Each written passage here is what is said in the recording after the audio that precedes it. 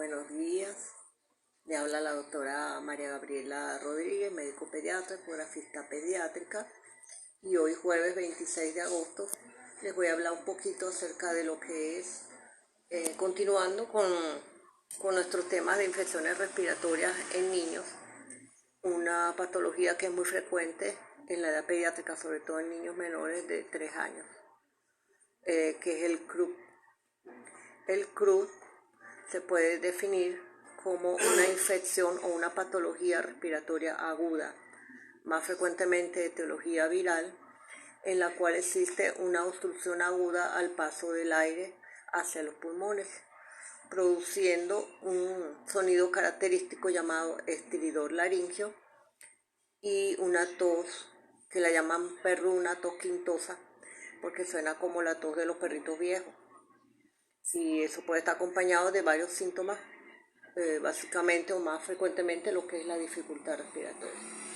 Entonces, este CRUP es una patología frecuente y suele alarmar mucho a los padres o cuidadores del niño. Por lo tanto, es importante tener información acerca del manejo de este cuadro en el domicilio mientras llega la atención médica. El CRUP laringio puede estar exacerbado por predisponentes o factores de riesgos asociados. Entre ellos son las malformaciones congénitas, como la estenosis subglótica, una patología que se produce por inmadurez de los cartílagos de la laringe, se llama traqueomalacia o laringomalacia, la cual tiene que ser manejada por un otorrinolaringólogo, y mientras no se solidifican esos cartílagos laringeos, el paciente puede cursar con episodios de estridor, con tos quintosa y con problemas de dificultad respiratoria, sobre todo a esa edad, que son muy frecuentes los cuadros respiratorios por la misma inmadurez del sistema inmune de los niños pequeños. Otro predisponente importante que es muy frecuente, ya que de 7 a 8 de cada 10 pacientes o personas, tanto niños como adultos, sobre todo en estas regiones contaminadas, como esta región costera, sufren de alergias, algún tipo de alergia. Entonces las atopias, las alergias respiratorias cutáneas y de otros tipos son factores de riesgo que predisponen a la aparición del CRUP. Existen lo que llaman la displasia broncopulmonar o la fibrosis pulmonar. Algunas son congénitas, otras son adquiridas. Son pacientes que duran mucho tiempo hospitalizados, intubados en una unidad de cuidados intensivos con traqueotomía.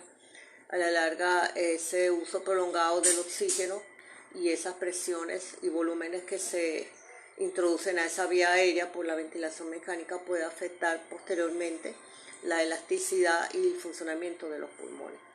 Son factores que tienen que tomarse muy en cuenta. Lo que llaman la estenosis subglótica puede ser congénita o puede ser adquirida posterior a procedimientos quirúrgicos, a intubación, a cuerpos extraños. A veces también se ve cuando se hace la ingestión de los cáuticos, se ve más en el esófago, pero si el paciente broncoaspira, es decir, que ese contenido pasa hacia los pulmones, también se puede ver alteraciones a nivel de la laringe y de la tráquea. La etiología más frecuente, en aproximadamente un 70-80% de los casos, es el virus. Existen varios virus, el influenza y parainfluenza 1, 3, algunos adenovirus, virus que son de tipo respiratorio, que se transmiten, como pasa con el coronavirus, con las otras enfermedades respiratorias, por la vía aérea, por las goticas de flujo o las goticas de saliva o secreción del paciente que está infectado. Existen bacterias que son más que todo por complicaciones bacterianas. Ellos inician con una infección viral y a los 3 o 5 días de iniciados los síntomas aparece la complicación bacteriana, los síntomas se empeoran y muchas veces necesitan hospitalización o apoyo ventilatorio en una unidad de cuidados intensivos. Entonces, esas bacterias son la clamidia, que es la que produce las neumonías atípicas, el estafilococo aureus, el streptococo pneumoniae, que son bacterias muy frecuentes, causantes de infecciones diversas, no solo respiratorias, sino en el sistema nervioso central y en la parte de ORL en niños pequeños. Esta enfermedad es más frecuente en niños entre los 3 meses y los 6 años de edad. ¿Por qué? Primero, por la alteración inmunológica que tienen ellos. Tienen todavía madurez el sistema inmune. Ellos reciben las inmunoglobulinas, la G y la M, a través de la placenta de la madre, y eso dura hasta 9 meses más o menos del primer año de vida del niño.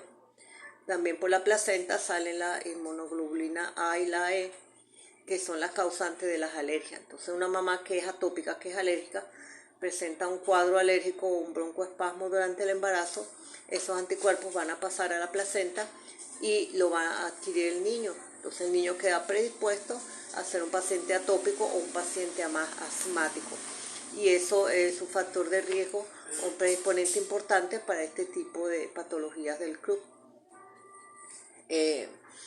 Importante entonces tener en cuenta todos estos factores. La clínica generalmente es de aparición súbita, hay una obstrucción aguda de esa vía aérea, puede haber un atrapamiento de aire, o sea, el aire entra y queda atrapado porque los bronquios se contraen, disminuyen el diámetro y no puede salir el aire. Hay lo que se llama la tos perruna, cuando se produce inflamación de toda esa vía aérea, tanto la que está arriba como la que está más abajo. Puede ser un CRUD, una laringotraqueitis o una laringotraqueobronquitis. Se ve esa tos perruna por ese proceso inflamatorio. Puede haber fiebre no muy alta, lo que llaman febrícula, hasta 38 y medio de temperatura. Se puede producir por el mismo cuadro de la tos, el mismo proceso inflamatorio, el aumento de las secreciones bronquiales y el broncoespasmo, una dificultad respiratoria que puede ser abrupta o puede ser progresiva, o sea, a medida que pasa el tiempo va empeorando. Cuando empeora la dificultad respiratoria se produce lo que llaman el uso de músculos accesorios. Se va a ver tiraje. Tiraje es una retracción cuando uno examina al paciente por arriba del esternón. Puede haber uso de músculos accesorios, el esternocleidomastoideo se contrae, los músculos que dilatan la nariz también. Puede haber respiración bucal porque ya por la nariz no se obtiene suficiente aire. A nivel de los músculos intercostales también se puede haber una retracción. Por su diafragmática puede haber también una retracción, el abdomen excavado.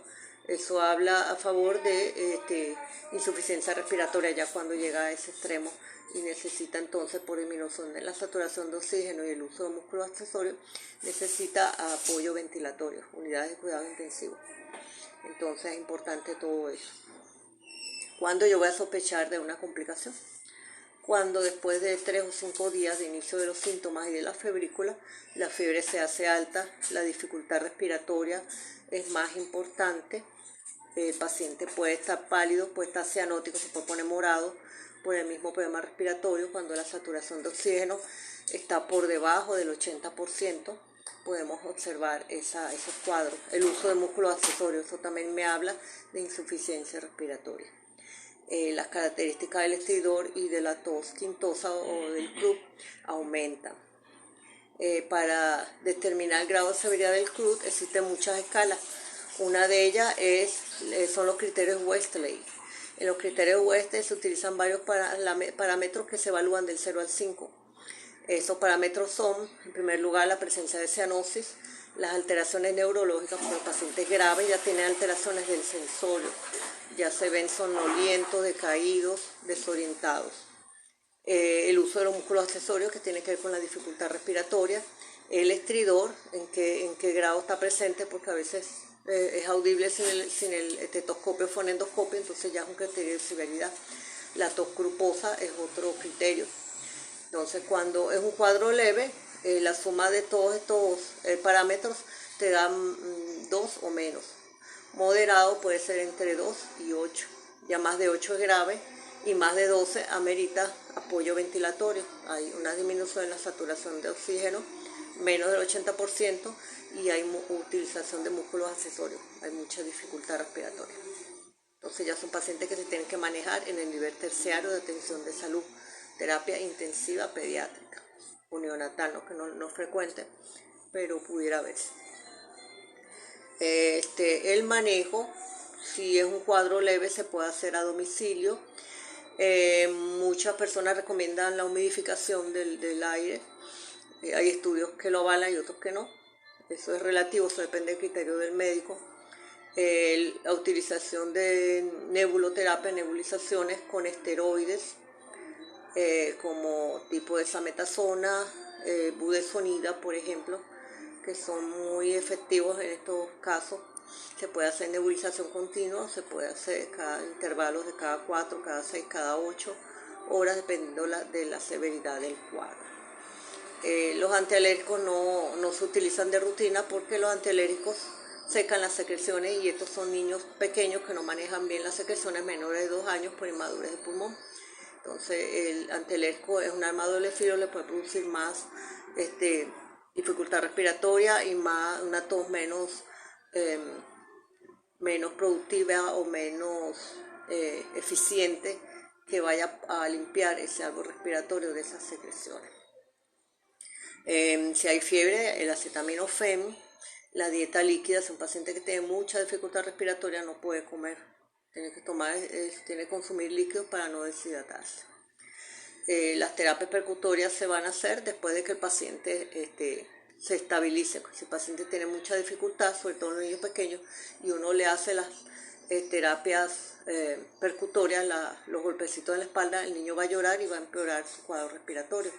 Esta sintomatología es más frecuente que aparezca en la noche y más severa.